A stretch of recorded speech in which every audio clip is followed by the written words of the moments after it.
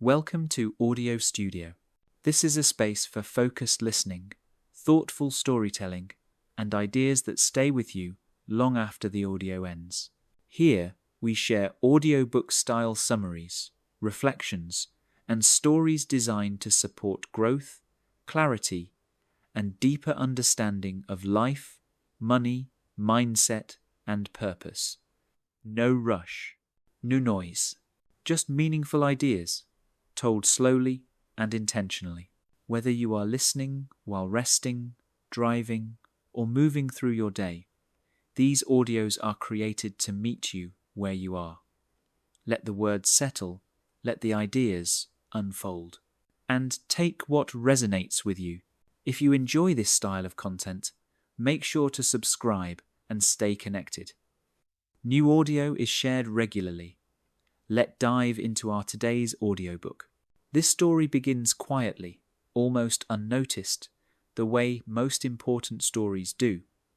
A young boy growing up in Hawaii did not know he was being given a rare gift. He thought he was simply listening to adults talk, listening to opinions, listening to advice. But, in reality, he was absorbing two entirely different ways of seeing the world. Two fathers, two belief systems, two paths that would eventually lead to very different lives. One was his biological father, highly educated, respected in his profession, deeply committed to public service and stability. The other was the father of his best friend, a man with far less formal schooling, but a mind that constantly questioned how money really worked. As a child, Robert admired both men. His poor dad believed strongly in education, not as a tool for freedom, but as protection. Education meant safety. It meant credentials. It meant a good job with benefits and a pension. He believed that if you worked hard, followed the rules, and stayed loyal to your employer, life would reward you in return. Money, in his view, was something you earned through effort and responsibility. It was not something to risk, question, or play with. It was something to manage carefully, cautiously, and conservatively. Rich Dad saw the world differently. He did not dismiss education, but he questioned what kind of education truly mattered. He believed money followed understanding, not effort alone. He believed that money had rules, just like any game, and that most people were playing without knowing those rules. While Poor Dad warned against risk, Rich Dad asked questions. While Poor Dad valued certainty, Rich Dad valued learning. While Poor Dad focused on earning money, Rich Dad focused on building systems that produced money. As the boy grew, he began noticing small moments that revealed everything. Poor Dad would come home exhausted, burdened by stress, carrying the weight of responsibility on his shoulders. Rich Dad, though busy, seemed lighter, more curious, less reactive to financial pressure. Poor Dad often spoke about bills, rising costs, and responsibility. Rich Dad spoke about opportunities, leverage, and patience. Poor Dad said things like, "I can't afford that," ending the conversation before it began. Rich Dad would pause and ask, "How could I afford that?" opening his mind to possibility. One day, Rich Dad offered the boy and his friend a job. The pay was low. So low it felt insulting. The boys felt angry, frustrated, and unappreciated. They believed they deserved more. When they finally complained, Rich Dad smiled and told them this feeling was the lesson. He explained that most adults spend their entire lives feeling exactly this way. They feel underpaid, undervalued, and trapped. Yet they keep showing up because fear tells them they have no choice. Fear of not having enough. Fear of losing stability. Fear of stepping outside what feels safe. Rich Dad explained that this fear is what traps people in the rat race. People work for money. Money pays for expenses. Expenses grow. People work harder. The cycle repeats. Every raise comes with new obligations.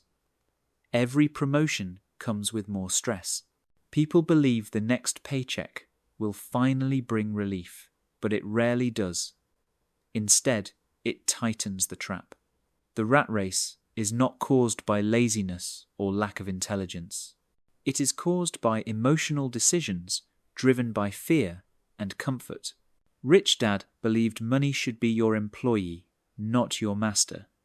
He taught that the wealthy focus on acquiring assets first.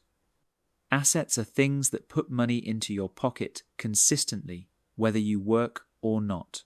Businesses that operate without your daily involvement. Investments that produce income. Real estate that generates cash flow. Intellectual property that earns royalties. Poor Dad, like most people, believed that a home was the ultimate asset. Rich Dad challenged this idea, gently but firmly. He explained that if something takes money out of your pocket every month and produces no income, it is a liability, no matter how good it feels to own it. This was difficult for the boy to understand at first. Society celebrates home ownership, new cars, and lifestyle upgrades. But Rich Dad showed him that many people spend their lives working to pay for things that drain them financially. They buy liabilities first and hope their job will always be there to support them. They postpone investing until later, telling themselves they will start once they earn more, but later often never comes. Rich Dad believed the real problem was not money, but lack of financial education. Schools teach people how to be employees. They teach obedience, punctuality, and performance. They reward memorization and compliance. But they do not teach how money moves. They do not teach taxes, investing, or cash flow. They do not teach how businesses are built or how assets are acquired. As a result, people graduate with degrees but no understanding of how to build financial independence. He taught the boy that income alone means very little. What matters is what you do with it. Some people earn large salaries and remain trapped by debt, lifestyle inflation, and poor financial decisions. Others earn modest incomes but quietly build assets that support them over time. The difference is not intelligence or effort. It is awareness. It is discipline. It is understanding. Rich Dad also spoke often about taxes. He explained that the wealthy do not avoid taxes illegally. They learn the rules and play within them. They build businesses that allow them to control income and expenses. They invest in ways that offer legal tax advantages. Most people earn money, pay taxes first, and try to survive on what remains. They never question whether the system could work differently for them. Another major lesson Rich Dad emphasized was the importance of skills over titles. Poor Dad believed climbing the corporate ladder was the safest path. Rich Dad believed job security was an illusion. Companies change. Industries collapse. Economies shift. Skills stay with you. He encouraged learning sales, communication, leadership, negotiation, and investing. These skills compound over time, just like money does. A person with multiple skills can adapt, pivot, and create opportunities. A person with only one narrow skill remains dependent. Fear returned again and again in Rich Dad's teachings. Everyone feels fear around money. The wealthy are not fearless. They simply relate to fear differently. Most people allow fear to stop them from learning. They avoid mistakes, avoid risk, and avoid discomfort. Rich Dad believed mistakes were tuition. Every loss carried a lesson. Every failure refined understanding. Those who never fail never grow. Over time, the boy realized something quietly profound. Both fathers were intelligent. Both fathers were hard-working. Both fathers loved their families deeply. But one father taught him how to survive within the system. The other taught him how to understand the system, and that difference shaped everything. Rich Dad, Poor Dad is not a get-rich-quick story. It is a story about awareness, about questioning inherited beliefs, about understanding money instead of fearing it, about choosing learning over comfort, about building assets before lifestyle. It invites the listener to pause and ask one simple question that echoes long after the story ends. Are you working for money, or is money working for you? As the boy moved into his teenage years, the contrast between the two fathers became even clearer. Poor Dad's advice grew more urgent. Study harder, get better grades, choose a career with security. Avoid mistakes, avoid risk. He believed the world was unpredictable and that the safest path was to cling tightly to certainty. Rich Dad, however, encouraged the boy to observe rather than obey.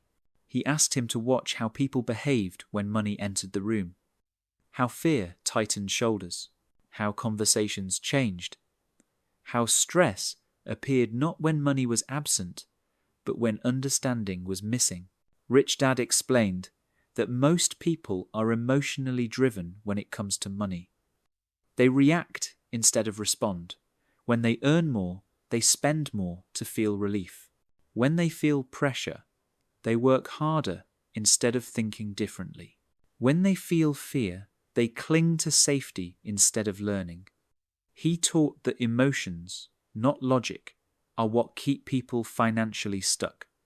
Money itself is neutral. It is our relationship with it that creates struggle or freedom. One afternoon, Rich Dad drew a simple diagram. Income flowing in, expenses flowing out. Assets creating income, liabilities draining it. He explained that most people spend their entire lives focusing on income alone, believing that earning more will solve everything. But without control of expenses and intentional acquisition of assets, higher income only means bigger problems. Rich Dad emphasized that cash flow matters more than net worth. A person can appear wealthy on paper while slowly drowning financially, while another lives modestly but steadily builds independence. The boy began noticing this everywhere. Friends' parents who earned impressive salaries but were constantly stressed, families who appeared successful but argued endlessly about money, people who postponed joy, rest, and freedom for a future that never arrived. Rich Dad called this deferred life syndrome, the belief that real living begins later, after retirement, after the kids grow up, after the mortgage is paid. He warned that many people reach that later moment only to find their energy gone and their options limited. Rich Dad also spoke about ownership. He explained that employees trade time for money while owners build systems that produce value. Ownership does not always mean owning a large company. It can mean owning ideas, investments, and intellectual property. It means creating something that continues to give, even when you step away. He told the boy that the goal was not to stop working, but to stop being trapped. Freedom is the ability to choose how you spend your time. As the boy entered adulthood, he watched Poor Dad struggle with frustration and disappointment. Despite his education and dedication, financial stress never fully lifted. Poor Dad believed the system had failed him. Rich Dad believed Poor Dad had never learned the system. This difference was painful to witness. The boy loved both men and saw the sincerity in both. Yet the outcomes spoke louder than intentions. Rich Dad taught that many people confuse intelligence with wisdom. Academic success does not guarantee financial understanding. In fact, it can sometimes make people more rigid in their thinking. Rich Dad encouraged humility, the willingness to say, "I don't know yet." He believed curiosity was more powerful than confidence. Those who ask questions grow. Those who cling to certainty stagnate. One of the most uncomfortable lessons Rich Dad shared was about mistakes. He said the fear of making mistakes is more damaging than mistakes themselves. People who fear mistakes avoid investing, avoid learning, and avoid responsibility. Rich Dad believed mistakes were necessary teachers. Each loss contained information. Each failure sharpened awareness. He explained that society punishes mistakes, but real growth requires embracing them. The boy learned that the wealthy think long-term. They delay gratification, not out of deprivation, but out of strategy. They invest first and spend later. Most people do the opposite. They spend first and hope investing will somehow happen later. Rich Dad explained that money follows habits. If your habits prioritize consumption, money will always disappear. If your habits prioritize ownership, money begins to accumulate naturally. Another story Rich Dad shared involved confidence. He said many people do not lack money, they lack self-trust. They doubt their ability to learn, adapt, and grow. This doubt keeps them dependent on employers, institutions, and external validation. Rich Dad believed financial independence begins internally. When you trust yourself to learn, to fail, and to adjust, money becomes less frightening and more manageable. As years passed, the boy realized Rich Dad's teachings were not really about money at all. They were about responsibility, about awareness, about choosing to think rather than react. Money simply revealed what already existed beneath the surface: fear, confidence, discipline, patience. Rich Dad believed money magnified character. It exposed weaknesses, but also rewarded clarity. The final lesson Rich Dad left was subtle but profound. He said most people wait for permission from employers, permission from society, permission from family, permission to live differently. Rich Dad gave the boy something rare: permission to question, permission to learn, permission to choose a different path. And so the story comes full circle. Two fathers, two worldviews, both rooted in care and love, yet leading to very different outcomes. One taught the boy how to survive in the world as it is. The other taught him how to see the world as it could be. And that difference, quietly and steadily, shaped a lifetime. The story leaves us not with instructions, but with an invitation to observe our own beliefs, to notice where fear guides our decisions, to ask whether our money choices support our freedom or restrict it, and to remember that learning does not end with school. It begins when curiosity replaces fear. Take a breath here. Let that settle. The story is still unfolding, and so is yours.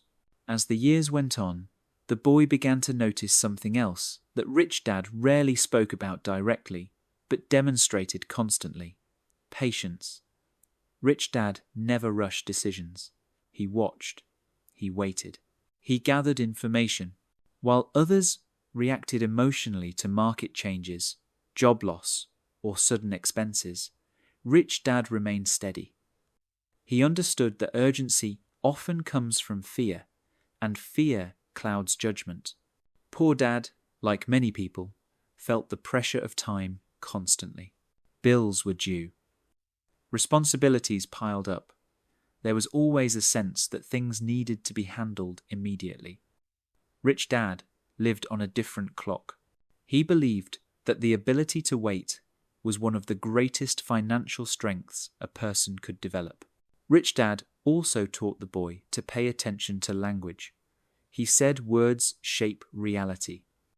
When people constantly say, "I can't afford it," their mind shuts down. The question ends. There is no exploration.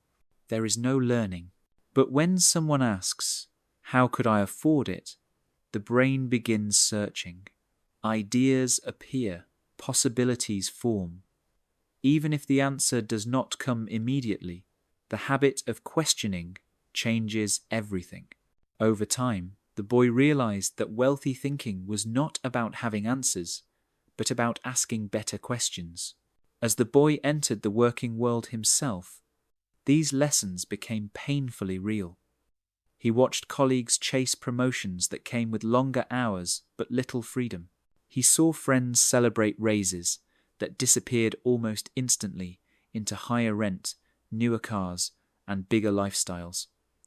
He noticed how quickly people adapted to earning more, yet how rarely they felt more secure. Rich Dad had warned him about this. He called it lifestyle inflation. The more people earn, the more they spend, and the more trapped they become. Without assets, higher income simply means higher obligations. Rich Dad encouraged the boy to observe how people behaved under pressure. Some panicked, some blamed others, some froze. Very few paused to learn. He said financial stress reveals character more clearly than comfort ever could. Those who had built skills and assets approached challenges calmly. Those who relied solely on paychecks felt powerless. Rich Dad believed that true confidence came not from money itself, but from knowing you could adapt if money disappeared. Another lesson Rich Dad shared was about control. Employees, he explained, give up control in exchange for stability. They trade decision-making for predictability. There is nothing wrong with this, he said, as long as it is a conscious choice. The problem arises when people believe they have control when they do not. A job can disappear overnight. A pension can change. An industry can collapse. Rich Dad wanted the boy to understand where his power truly lived, in his ability to learn, in his willingness to think independently, in his courage to take responsibility for outcomes. The boy also learned that Rich Dad viewed money as energy. It flows toward clarity, confidence, and value. It avoids confusion and fear. People who chase money often repel it. People who focus on creating value tend to attract it naturally. Rich Dad believed money followed contribution, not desperation. This is why he emphasized learning skills like sales and communication. These skills allowed a person to connect, create, and offer solutions. Money simply became the byproduct of that process. Over time, the boy realized that Poor Dad and Rich Dad represented more than two individuals. They represented two inner voices that live inside all of us. One voice seeks safety, approval, and certainty. The other seeks growth, learning, and freedom. One voice says, "Stay where you are." The other asks, "What else is possible?" The boy understood that his future would be shaped by which voice he listened to most often. Rich Dad also spoke about teaching the next generation. He believed that passing down money without education created weakness. True inheritance, he said, was mindset. The ability to think clearly under pressure. The ability to question assumptions. The ability to recover from mistakes. Without these skills, money would eventually disappear no matter how much was passed down. As the boy matured into adulthood, he began to integrate these lessons into his own life. He stopped seeing mistakes as proof of failure and began seeing them as data. He stopped chasing approval and started prioritizing understanding. He learned to sit with discomfort instead of running from it. Each step built confidence, not because success was guaranteed, but because growth was inevitable. Rich Dad never promised wealth. He promised awareness.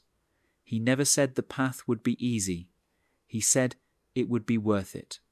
And perhaps the most important lesson was this: financial freedom is not a destination. It is a way of thinking. It is the ability to choose rather than react, to respond rather than panic, to build rather than consume.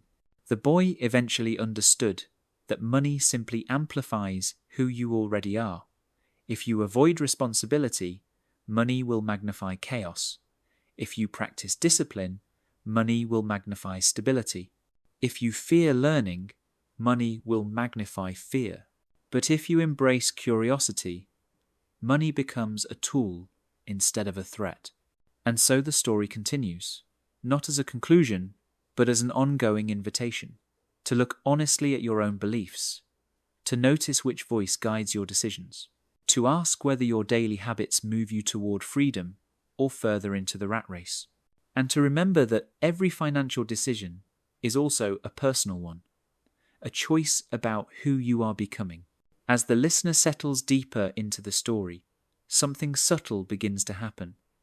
The story is no longer just about a boy and two fathers.